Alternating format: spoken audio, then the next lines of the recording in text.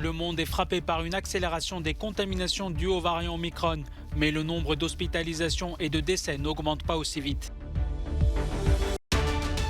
Face à la poussée de la 5e vague de Covid et le nouveau protocole sanitaire en France, c'est la ruée sur les autotests. Les fabricants s'efforcent de répondre à la forte demande. Au Kazakhstan, des scènes de chaos à Almaty après des jours d'émeutes meurtrières. L'arrivée de troupes russes dans le pays inquiète les Occidentaux. L'OTAN se prépare à un possible échec de la diplomatie avec la Russie et craint un conflit militaire à la frontière ukrainienne. Sidney Poitier, premier acteur noir à avoir remporté un Oscar, est décédé ce vendredi à l'âge de 94 ans.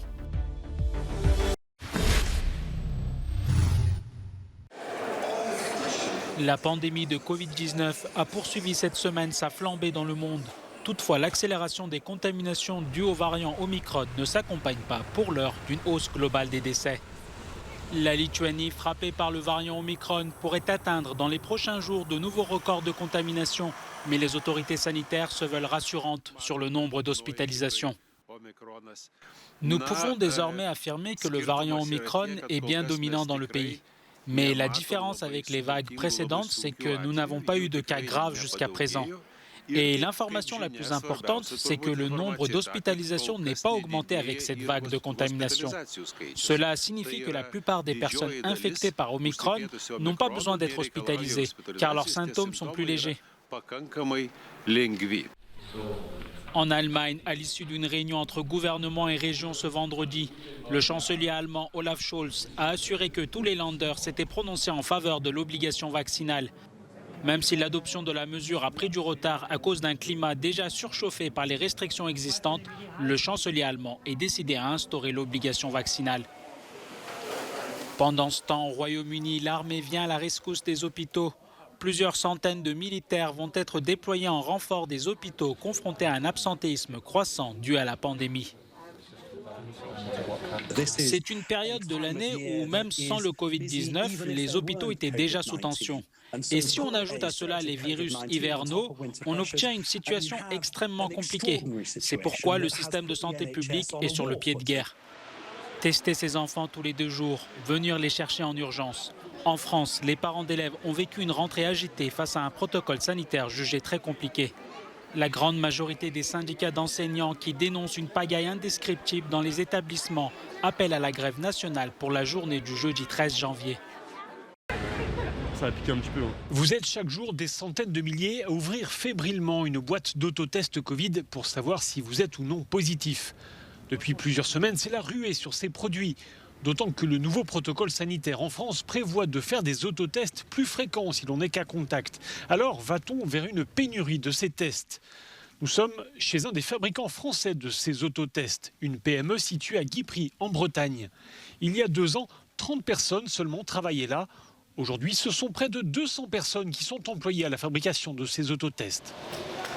On est un des seuls fabricants français et européens à fabriquer intégralement le test, c'est-à-dire on fabrique la bandelette réactive qui est à l'intérieur de chaque cassette plastique jusqu'au produit fini et on essaie d'avoir le plus possible de matières premières françaises. Les boîtiers plastiques, quelques biologiques, les cartons, les flacons unidoses. De cette manière, aujourd'hui, on n'a pas de tension sur nos matières premières et ensuite on multiplie les fournisseurs. La direction dit avoir produit 2 millions de kits en 3 semaines et elle envisage l'ouverture d'une nouvelle unité pour être capable de fabriquer jusqu'à 25 millions d'autotests par mois. Le prélèvement est plus facile, il ne faut pas aller trop haut. Jusqu'à présent, seules les pharmacies étaient habilitées à vendre ces kits. À partir de la semaine prochaine, toutes les grandes surfaces pourront elles aussi proposer ces produits à la vente. Almaty, la plus grande ville du Kazakhstan, semble comme défigurée après plusieurs jours d'émeutes qui ont fait des dizaines de morts. Voitures calcinées, façades des bâtiments noircis par le feu, vitrines brisées. Peu d'habitants osent s'aventurer dans le centre-ville, quadrillé par la police et l'armée. La plupart des commerces sont baissés rideaux. Beaucoup ont subi des pillages. Le président kazakh a mis en garde les émeutiers, qualifiés de terroristes et de criminels. Des terroristes, dit-il, continuent de dégrader biens publics et privés et d'utiliser des armes contre les civils. J'ai donné l'ordre aux forces de sécurité et à l'armée de tirer pour tuer sans sommation. Des appels sont lancés à l'étranger pour que les parties négocient une solution pacifique. Quelle absurdité! Quel genre de négociation peut-il y avoir avec des criminels, avec des meurtriers? Les Occidentaux s'inquiètent de ces scènes de violence d'une ampleur inédite au Kazakhstan et redoutent une répression durable et sanglante. Le chancelier allemand Olaf Scholz souligne que l'état de droit doit être protégé partout. Nous appelons à la fin de la violence, dit-il, et bien sûr cela s'applique également à la violence contre les citoyens. L'arrivée de troupes russes de maintien de la paix est vue d'un mauvais œil par les États-Unis qui redoutent un stationnement à long terme. Le chef de la diplomatie américaine Antony Blinken a mis en garde Moscou contre toute velléité de prise de contrôle des institutions du pays. Les ministres des Affaires étrangères des pays de l'OTAN se sont réunis ce vendredi pour élaborer une approche commune face au renforcement militaire de la Russie à la frontière ukrainienne et aux alentours. L'Alliance atlantique s'inquiète du risque réel de conflit militaire en cas d'échec des efforts diplomatiques. Son secrétaire général a déclaré que les exigences de Moscou sont inacceptables et que l'Occident continuera de soutenir l'Ukraine. The whole idea that Ukraine is a threat to Russia is to put the whole thing upside down. L'idée que l'Ukraine est une menace pour la Russie revient à considérer les choses à l'envers. L'Ukraine n'est pas une menace pour la Russie. C'est l'idée d'une Ukraine stable et démocratique qui leur pose un défi. C'est pourquoi l'OTAN continuera à apporter son soutien à notre partenaire, à une nation souveraine, mais bien sûr, en reconnaissant que l'Ukraine est un partenaire, mais pas un allié de l'OTAN. That Ukraine is a partner, not a NATO ally. Moscou affirme que l'Ukraine fait partie de sa sphère d'influence et souhaite obtenir la garantie que Kiev ne sera pas autorisé à rejoindre l'alliance militaire occidentale.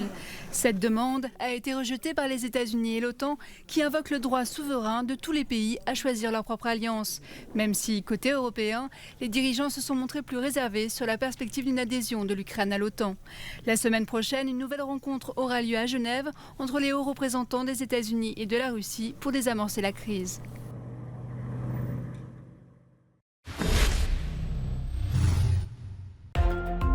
Le footballeur français Benjamin Mendy a été libéré sous contrôle judiciaire par la justice britannique. Défenseur de Manchester City et champion du monde avec l'équipe de France, il est accusé de 7 viols et d'une agression sexuelle. Benjamin Mendy était en détention provisoire dans une prison de Liverpool depuis la fin du mois d'août.